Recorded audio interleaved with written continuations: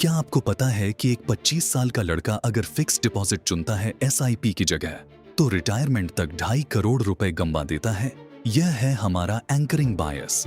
हमारे दिमाग में 6% एफडी रिटर्न सुरक्षित लगता है, लेकिन 12% इक्विटी रिटर्न खतरनाक। यह मानसिकता अंग्रेजों की देन है। उन्होंने हमें सिखाया कि बैंक में पैसा रखना ही असली सुरक्षा है। आज भी हमारे माता पिता को मार्केट की वॉलेटिलिटी सुनकर फिजिकल पेन होता है, लेकिन इन्फ्लेशन से हर साल पैसे की वैल्यू घटते देखकर कोई तकलीफ नहीं।